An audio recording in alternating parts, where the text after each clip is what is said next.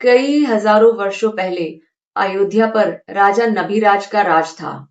राजा नभिराज और मरुदेवी के पुत्र थे ऋषभदेव या आदिनाथ, जो जैन धर्म के पहले तीर्थंकर हैं। ऋषभदेव के 100 पुत्र और 2 पुत्रियां थी।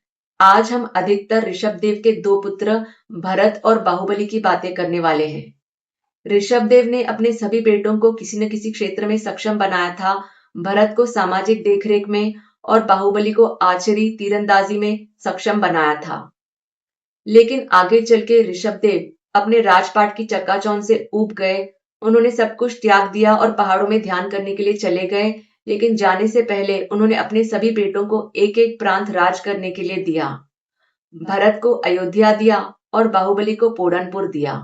एक दिन भरत के दरबार में उनके एक दूत इस संदेशे के साथ आए कि उनके शस्त्र भंडारे में एक चक्र आया है, जो एक अच्छा प्रतीक है। उस चक्र द्वारा भरत आसपास के प्रांत के राजाओं से स्वयं का आधिपत्य स्वीकार करवा सकते हैं। उस घूमते हुए चक्र को लेकर घोड़ों से खिंचवाए हुए एक रथ पर सवार भरत अपनी विशाल सेना को लेकर अयोध्या के आसपास के प्रांतों में गए। जहां पर भी वे जाते, अपने नाम का अंकित एक तीर वहां पर छोड़ते, जो इस बात का प्रतीक था कि भरत आए हैं। सभी देख रहे थे कि भरत बहुत शक्तिशाली है और सभी राजाओं ने भरत का आधिपत्य स्वीकारा, भरत को अपना राजा माना।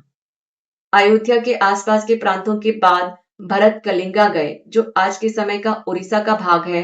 वहां से फिर कुछ दक्षिण की ओर गए, केरल गए, विंध्य पहाड़, गिर पहाड़ से होते हुए सिंधु नदी के आसपास के प्रांतों में गए, फिर हिमावन, जो आज के समय के हिमालय का भाग है, वहां गए। सभी ने भरत को अपना राजा स्वीकारा और वे सभी लौटकर अयोध्या आ गए।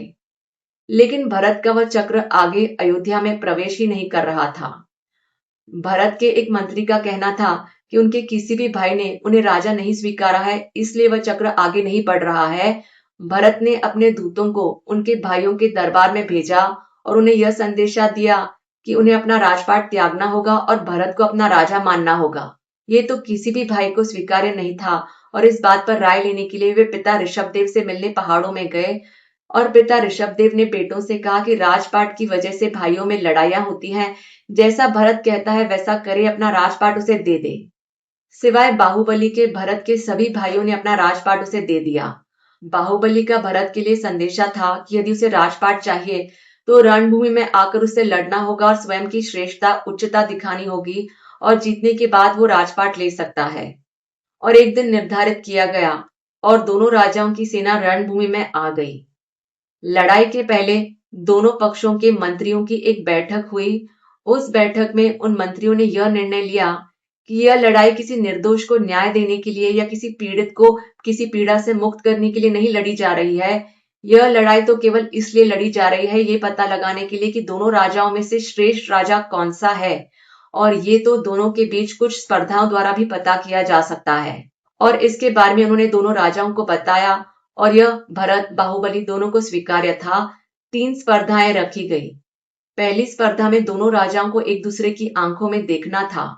जो भी अपनी पलकों को पहले झुकाएगा वो हार जाएगा। पहली स्पर्धा को बाहुबली जीत गए। दूसरी स्पर्धा में दोनों राजाओं को पानी में उतारा गया।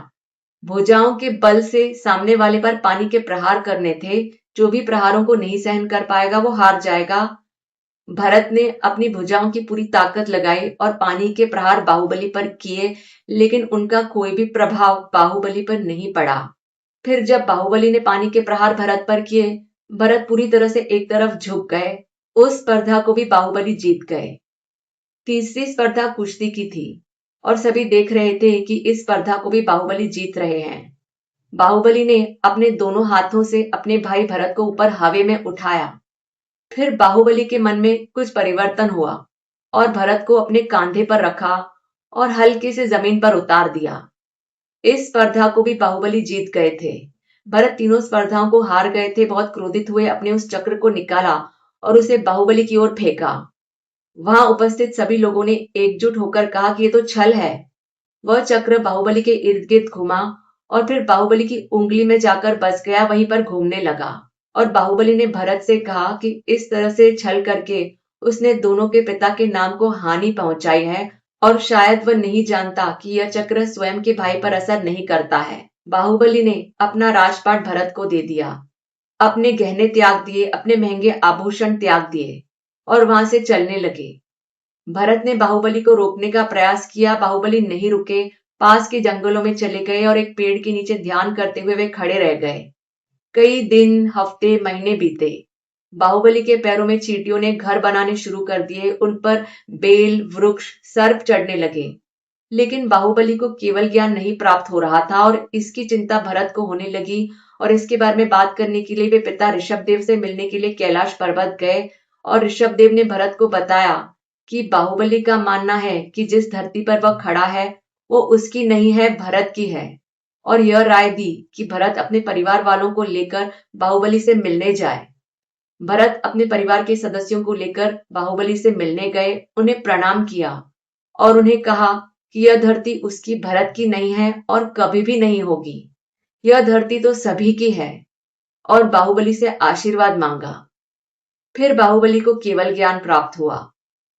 कई वर्षों के बाद भरत ने बाहुबली की एक असल कद लाइफ साइज्ड मूर्ति पोडनपुर में बनवाई, लेकिन उस मूर्ति के पैरों में भी चींटियों ने घर बनाए, उस मूर्ति पर भी बेल, वृक्ष, सर्प चढ़ गए। फिर कई हजारों वर्षों के बाद 10th सेंचुरी में दक्षिण भारत के एक राजा थे, राजा रचमल। उनके एक कमांडर थे, कमांडर चामुंडराया। चामुंडराया की मां को पोडनपुर के बाहुबली की उस मूर्ति के दर्शन करने थे और चामुंडराया जानते थे कि ये मुमकिन नहीं है और वहीं पर उन्होंने दक्षिण भारत में विंध्यगिरी पहाड़ों पर बाहुबली की 57 फीट की एक मोनोलिथिक मूर्ति, एक ही पत्थर से कटवाई गई मूर्ति बनवाई। उस मूर्ति को गोमतेश्वरा मूर्ति भी कहते हैं। वह मूर्ति कर्नाटक के हासन डिस्ट्रिक्ट के श्रवणबेलागोला में है। श्रवणबेलागोला के अतिरिक्त भारत में बाहुबली की मूर्तियां उडुपी के करकला में है, दक्षिण कन्नड़ा के धर्मस्थला और वेलूर में है, मैसूर में, तमिलनाडु के तिरुवन्नमलई और महाराष्ट्र के कोल्हापुर में भी है। आगे चल के भरत के बेटे मरीचि ने अपना राजपाट त्याग दिया और जैन धर्मों के संतों की एक अलग प्रणाली बनाई। कहते हैं कि कई सालों के जन्मों पुनर्जन्मों के बाद मरीचि पृथ्वी पर जैन धर्म के 24वें तीर्थंकर महावीर के रूप में आए। यह थी बाहुबली के बारे में कुछ बातें। यदि आप और जानते हैं तो कमेंट बॉक्स में लिख के बता सकते हैं।